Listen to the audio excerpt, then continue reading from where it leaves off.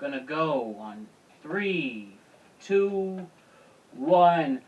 Alright, ladies and gentlemen, here we are. This is the Productive Conversations Podcast, and we have my very first guest. He's one of the coolest people I know. He's one of the most genuine, and I'm very honored and lucky that he's my first guest on this podcast. I have here Brendan Brown, aka Brendan St. Brown. He is both the face of Lax.com, and he is an up-and-coming vlogger on the rise on YouTube.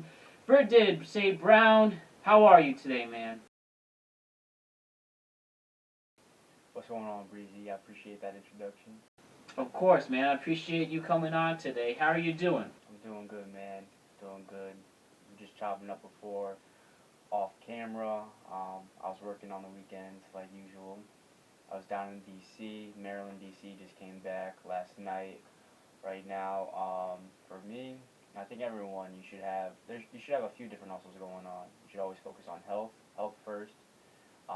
So health first in the morning. Go to the gym in the morning. My business, my main hustle is working at Lax.com, and then, that's my 9 to 5 is Lax.com, and then my 5 to 9 is YouTube.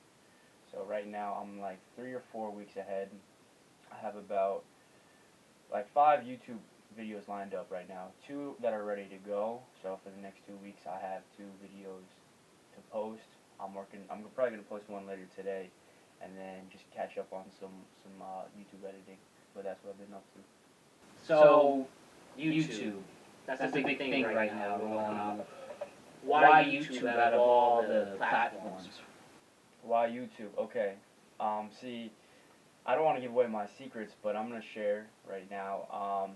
However, though, right? Social media it's not going anywhere. I like to say we live in the virtual world, right? Me and you are speaking in the physical world right now, but a large portion of our day is spent on the visual world. I'm going to be giving away my secrets right now, but it's still in the early stages, right? I want to have influence. Why do I want to have influence? Because my purpose on this earth is to educate, entertain, and inspire by spreading hope, hustle, and health. Now, a picture says 1,000 words, but a video says 10,000 words. And I think for those people who are listening right now, if you can spread your message through a video rather than pictures on Instagram, you're tapping into different psychological levels of the brain, and YouTube, I've identified, is where I want to invest my time in. I could be wrong, I could be right, but for me, I think YouTube could have a longer life than Instagram, because Instagram has created a lot of FOMO, and YouTube does the same thing too. But I think where I can spread my message of hope, hustle, and health, YouTube is it's a better vehicle for me. Alright, YouTube. YouTube is, everybody can get behind YouTube and like it. I think it is the most important, not tool, but it is the most important platform we got, Everyone can use it, whether I want to watch, for me, if I want to watch a movie video essay, you want to watch your own content, you want to watch SNL, you want to watch news. If you need to figure out how to change a tire, you go to YouTube. YouTube's everywhere, and it's not going anywhere. Like, I think it's the best thing we got, and it's my favorite website, and it's cool that someone like you or anybody can use YouTube to their advantage. And of course, there's some people who don't use it, and they do stupid stuff, like, Shoe Nice, the YouTuber, and he, eats a bunch of bullshit, like he'll eat firecrackers, but that's how he became viral, and somehow gets those ad numbers that those engagement metrics. YouTube, really, it's either, I don't really want to say it's a curse, but I guess only those who really make it, the curse does it, but, we grew up with YouTube. I remember the first time with YouTube was like in middle school, 2005. The first ones was the cupcake, the muffins, that muffin girl, or that shoes. That guy. Oh my God! Where is that guy today? I remember him. Yeah, Shoes was big. You remember the Backstreet? No, it was like the Backdorn Bros. Those two guys who like lip sync, like they were the first TikTokers in a sense. Honestly, yeah. And they did it in like all like non HD standard. Not even.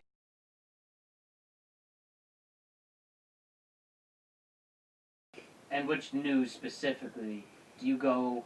Are you more the mainstream NBC, CNN, Fox News? Or are you going a little more alternative? For personalities, and I think that's where a lot of news is heading, because right, you think of Fox News, it's very right influential, and then as a counteract, CNBC, CNN, NBC, they're all very left influential. They're all left influenced, and there's basically I listen to all sides, right? So Patrick Bet David with Valuetainment, that's where I get a lot of my news from.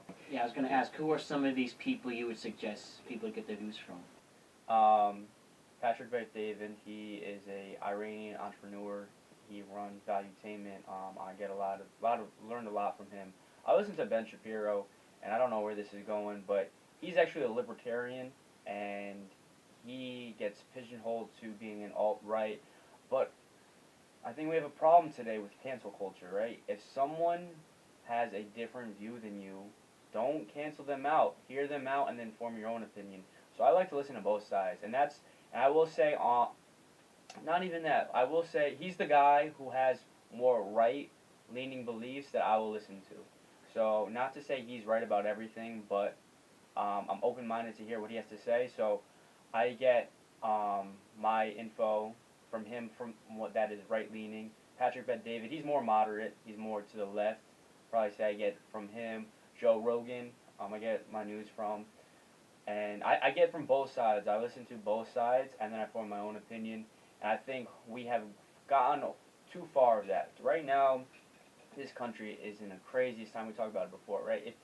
Be a student of history, because if you are able to study history, you will have a better ability to predict the future. So I like to refer to 1968 and 1969 on what's going on, and for those people who aren't too familiar with what happened in 1968 and 1969. 1968 was when MLK was assassinated, Robert F. Kennedy was assassinated, who was most likely going to be the next president. We were in the Vietnam War. There's a counterculture era. Peak of it. 1969 had we had the most troops in Vietnam at that time. And there's a lot of turmoil, a lot of race riots, and so it's important to study 1968 and 1969 to get a better gauge. This is pre-internet. This is pre-internet, I mean, pre-media boom. All you had was your 3 channels in the radio. Yeah. Your NBC, CBS, ABC, and then PBS, and then a few cable channels, and then that's it. It's crazy how different yet so similar it is. Like, race issues are still as prevalent in '68 as they are now. We still see, one thing you mentioned with police brutality is still very much an issue. '68 had the 1968, I think it was the Democratic National Convention in Chicago, where there was riots and people got bad. You could see clear footage of cops using the kendo stick or the thing, baton or something, keep hitting people, and it's scary how back then they had a film camera to show it. Now we have our phones and we're still showing it. So it's easier to discuss and talk about it, spark a conversation, and that is true too. That is true. Like an example, I would say, like, even though this is a sports example, we talk about negative stuff. So we have the Yankees; they got out, right? They got eliminated. You could complain about the pitching decision for Boo. You could complain about Chapman smiling and giving away 2 straight seasons with a season-ending home run. You could talk about the Yankees not hitting. All those things could be listed, right? And then, like, if you could talk about the disappointment of the Yankees, they were underachieving. Now, if you talk about the Rays who beat them, like I said, oh, the Rays beat them. I mean, yeah, they had this, that, and the other. They'll talk about it's more, they could talk about, them being able to get wins from having such a low payroll, but that's not as interesting. Talk about the Yankees underachieving again, you know? Absolutely, and yeah, it's just so much easier. Like if you just call in, listen to radio shows, and all the callers are negative calls. No one's like, man, I really liked. If we talk about like in football now, both football teams are horrible in New York. People are gonna just complain about the Giants. No one is gonna be like, oh, you know who really Darius Slayton did really good in that game. He had a lot of fantasy points. They're just not talking about it. They're gonna talk about how. Um, they're gonna just talk about the failure of Daniel Jones and just this mess. Yeah. People just like the bad stuff. So where were you last week? This past weekend, you went away, and where did you go? Exactly. So, this weekend, there's this player, Zed Williams. For those people in the lacrosse world who know him, he's a very big name, big deal. And I would compare him to Kawhi Leonard of the league. Matt Rambo was there, who comparing him to a football like Deion Sanders, where he talks the talk, but he walks the walk, like he backs it up. It would be like if it was football. I don't know. You see, Patrick. This would be like if Patrick Mahomes was trading a high school. He's a tank. He's very quiet and very humble. And so me and Zed, we were just chopping it up. We hit it off. And the best compliment I got was I was talking to Zed Williams, and Matt Rambo goes, "Geez, we never seen Zed talk so much." And so, like, Zed was so humble. I met a guy named Frank Brown. He was another lacrosse player. And the really cool thing, so lacrosse was created by the Native Americans. Mm-hmm. It's called the medicine game. They called it the medicine game, the creator's game. And one thing I really love to see is you see a lot of Native Americans. Lyle Thompson, he's probably the biggest name in lacrosse. Zed Williams, Frank Brown, just to name a few Native Americans, and you really just see them big figures in this sport, and that is one demographic that you don't see too much compared to football or baseball, or basketball. So it's really cool to see how they were the ones who created the game, and they're the biggest names. So they just have a special. One thing I just love and I really admire the Native American cultures is they just have a very special connection to earth and nature. And one thing that was really cool was in the Last Chance documentary with Phil Jackson. He was a big proponent. You mean The Last Dance? The Last Chicago Dance. Bulls. Yeah. The Chicago Bulls. Whatever I said. So The Last Dance, and it was really cool. I thought he brought a lot of Native American traditions into the not the Bears, the Bulls organization, and it just brought just overall better team chemistry, and just very different practices, and it was really cool to see. And I like to study Native Americans just because they understood something that I think has been lost in time. That's a good question. It's slowly getting there, and I probably think one of the biggest things is it's a very expensive sport. Mm-hmm. So when I'm working in, if you want to start lacrosse, if you want to start playing, like, you're probably gonna have to drop at least $1,200 to start, and man, not a lot of people have that. I don't have that. Like, it's a very expensive sport, and I think that stunts a lot of its growth. And it's slowly getting there. This summer, it was on I think CBS or NBC. It was on one of the big channels on the championship series. And it's slowly starting to get out there. Paul Rabel, he's like the forefront of it. He's doing a really good job, and it's starting to grow out into Japan, North Korea. North Korea? Not North Korea, South Korea. I'm bugging. South Korea, Japan, Israel's got a big scene. Europe, or not Europe, but yes, in Europe, but Britain, England in particular, Australia, and it was really cool. So during quarantine, I was able to do Instagram lives with all these pro lacrosse players, and when I would try to warm up the crowd, warm up the audience, I would say, "Oh, drop where you're from," and I just remember there's always this recurring guy from Japan, there's a recurring guy from South Korea. So it's growing. It's just a very expensive sport, and I think of where lacrosse is where baseball was in the 1950s. So there's a few lacrosse players who are able to make lacrosse their full-time job, but it's slowly getting there. Why compared to 1950s is because, like Mantle, right? Mantle probably was able to make baseball his full-time thing, but a lot of people in the 50s, they had a second job. Not Yeah, you found those more back then. Yeah, in the 40s, you had like Ted Williams fought in World War II. that's just Joe DiMaggio fought in World War II. I mean, you got Can you actors do the just- same there's thing. just Henry so- Fonda fought in World War II. Ronald Reagan, who was an actor, eventually became the There's president. a- not a Yeah, lot a of lot of people know. players, specifically baseball, would have winter jobs. Isn't that Exactly. crazy? I think Yogi Berra, it's either Yogi Berra or Mickey Mantle. They were in business together, or Phil Rizzuto. Yeah, they didn't get enough money. I think one thing I learned is I think Jim Brown. I know we're going from baseball to football. When Jim Brown played in the '60s, I think he was a bottle boy. It's either Jim Brown or Gale Sayers, who just passed away, R.I.P. That they yeah, he was a bottle service guy. And this dude was that face of the NFL. It's genuine, one of its first stars, and Yeah, that's actually He yeah, fought- seven presidents who fought in World War II, which is really astonishing. But just completely different times today. We're very fortunate where I don't think there will ever be a draft. I believe there's like 800,000 active servicemen right now, and there's probably like 1.2 million reserved. But fortunately, our military is big enough where we don't have to go through a call to arms. I definitely hear you on that, Brendan. Definitely hear you on that. All right, you mentioned quarantine. So about 7 months, I think almost to this day when we're recording this, October. Okay, it's October 12th.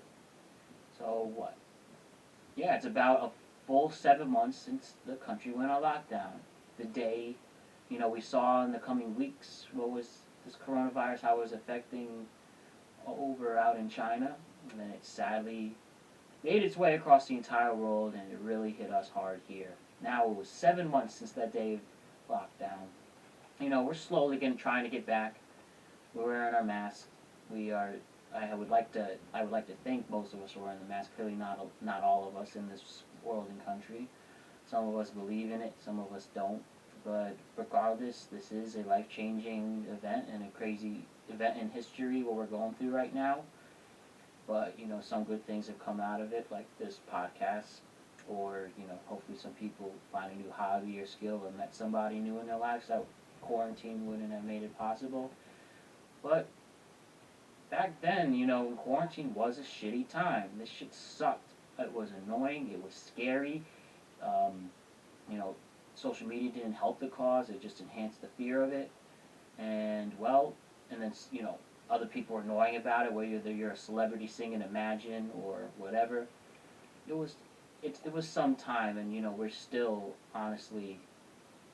trying to get back to normal with that, and I hope we're closer to the end. But when we go more in detail about that and seeing how this is going to end, but I want to ask you, Brendan, what did you think of quarantine? How was your quarantine? How was it?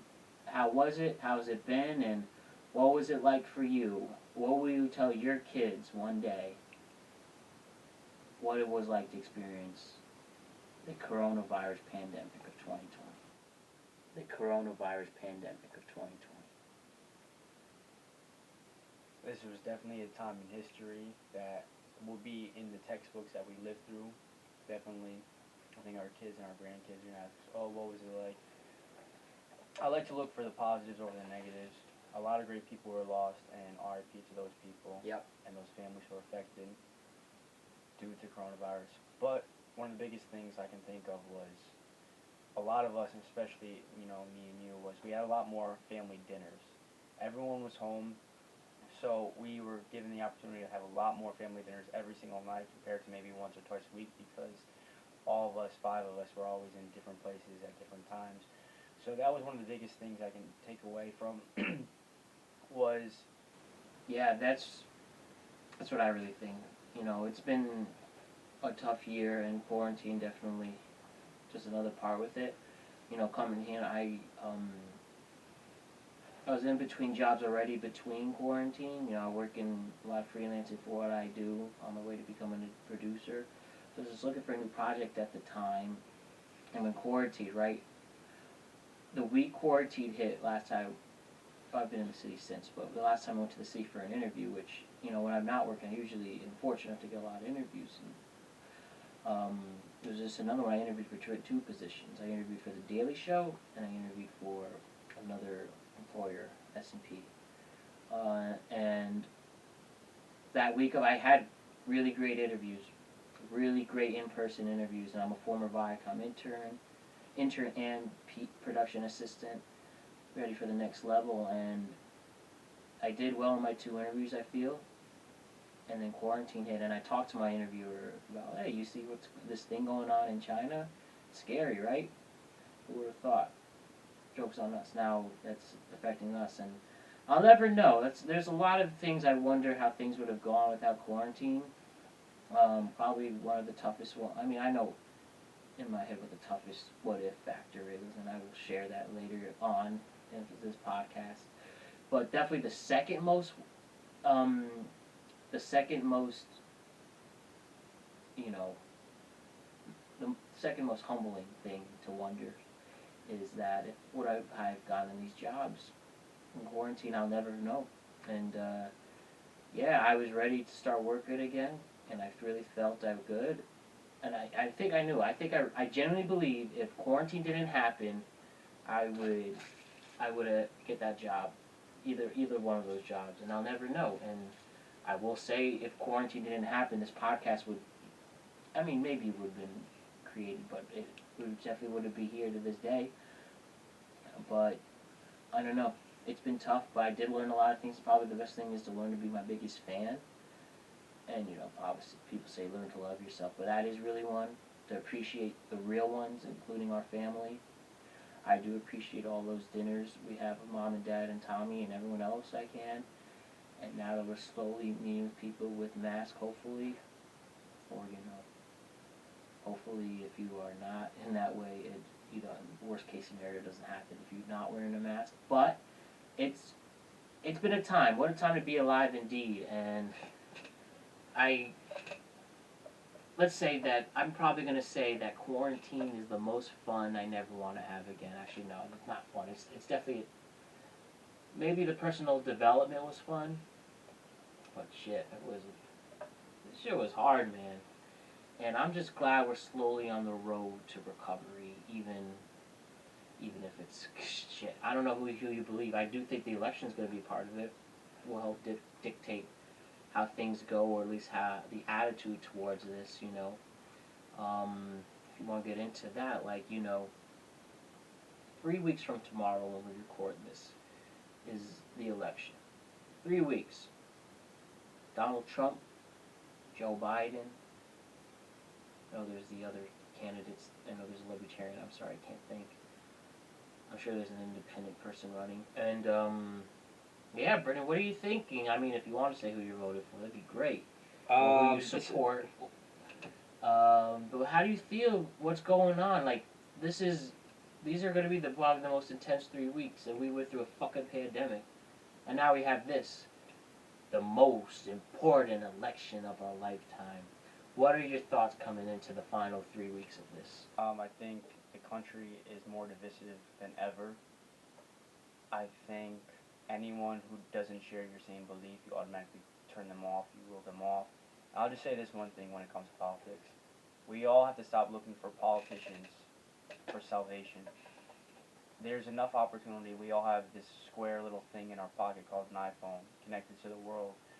Never has man had that in his pocket before. You're connected to the whole world. You're connected to every opportunity, resource, piece of information. We have to stop looking to politicians for salvation, because there's enough. The pie is large enough where everyone can have a piece and a slice and be full and enjoy it and give us enough opportunity. I hear that, man. What do you think of those people? There are a lot of people who are really hopeless for this country. There are people who say this is one of the worst places to live. And maybe they are having something with all the social justice issues we've dealt with, the handling of this pandemic, the issues with employment, the issues with healthcare, the environment. Now, if you see that clock in Union Square, New York, where they have the clock that climate change can never be reversed. I think it's about 7 years. What do you say to those people who say this is not the place to be right now, the United States of America? Yeah, exactly. I think those people complaining on Twitter or your group chats or your friend conversations, they're not talking about that stuff. Mm-hmm. I mean, I talked to a guy, right? One of my buddies complains to me about the bullshit happening in this world right now, and I say, hey, friend, I won't say his name, but I say, why don't you move out of the country? You're really complaining about it. You seem miserable here. Why the hell you want to live here if you hate it so much? And he's like, oh man, it's not like it's that easy. I mean, probably it's expensive as fuck to relocate anywhere, but I'm sure if you want to do it, you could get out of here. And I think we're slowly, there's some other countries, the European Union is going to start allowing some of the Americans to come back to their country. I think starting with London. You could go there once the travel ban's done, as it's slowly ending. That's my thing. Like, I know this country isn't the greatest place to live. This country right now isn't the greatest, happiest place in the world, but it's still pretty damn great. I mean, yeah, we live in a country where we're not in the middle of war, where we don't have bombs coming at us. We live in a country where you really can go from rags to riches with hard work and, working. Right.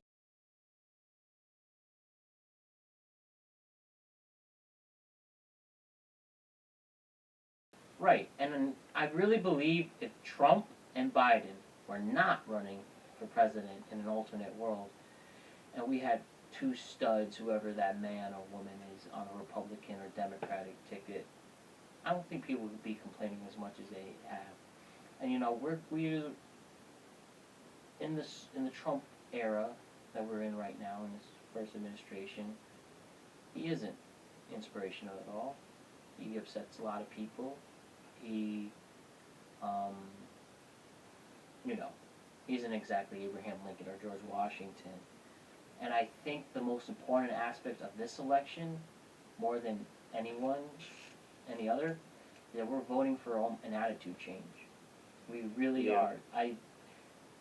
People don't like Biden either, and I know Biden is not inspirational to a lot of people. Maybe he is to some. And a lot of others aren't too big of fans. And this is another election that they'll say, oh, pick the lesser of two evils.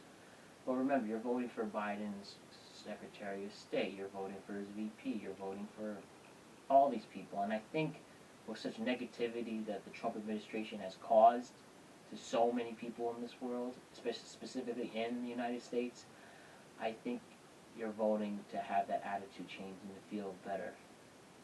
At least I think that's the attitudes one can have if they're really that upset and aren't exactly studying his policy, his foreign policies or his environmental approaches. Vote for an attitude change, if anything, and then things will trickle down from there.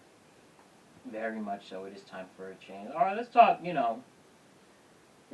Starting to hit the tail end of this. Let's talk about some other let's talk with some more fun things, right?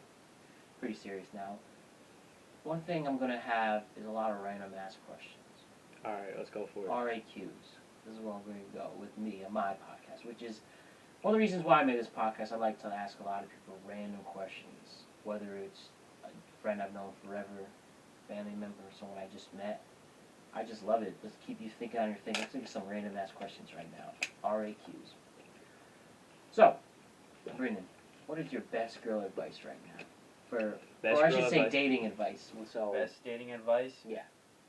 I'll speak for where I'm at in my life because I think every person is different. As a 22-year-old. 22-year-old who's got somewhat of it figured out. I'm doing pretty well for myself, I would say. And I'm not looking for any girls right now. I'm trying to get to the top of the mountain, and then once you have the beautiful view and you have the resources, then look for her. I think if you aren't in the place where you want to be in life, don't look for her. Figure yourself out. Figure your issues out first. And it's so funny because I don't know if you can relate to this, but The moment that you stop looking for someone, all the females start coming. Right. When you're actively looking, you can't find any, and I'm experiencing that right now. But the best dating advice is work on yourself, have your business going, have your health going, have your money right, and then she will miraculously appear. Good stuff. Very, very solid. Yo, tell me a random funny bar story. Random funny bar story. Not the biggest bar guy. Biggest bar. Okay, I'll tell you this one story. I was with me and my boys. We were at the Stanford rooftop, and just this old head came by, and I don't know what his deal was, but he was pretty drunk, and he was just chopping it up with us. And my boy Nick convinced this guy that my boy Kites was Jason Giambi's son. So he just believed that Kites was Jason Giambi's son. Mm-hmm. Probably will wrap it up with these questions. It's like, yo, what's some advice you have to go for the rest of the year? 2020, we're about 2.5 months to go. What is the way to go for the rest of 2020? Man, there's so much. I think whenever you ask me that question, like, I'll have a different answer for you. But right now, what's at the top of my mind is have a routine. I have 2 routines in my day. I mentioned it earlier before, but have a routine where you could have a completely bad day, but if you get this routine done, you'll be closer than you were yesterday. Amen to that. All right, Brendan St. Brown, Brendan Brown. It's been real. It's been fun. Final Appreciate you, things? man. That was a good time, bro. Love you, dog. I love you too. All right, we'll see you again. All right, sweet. Yeah.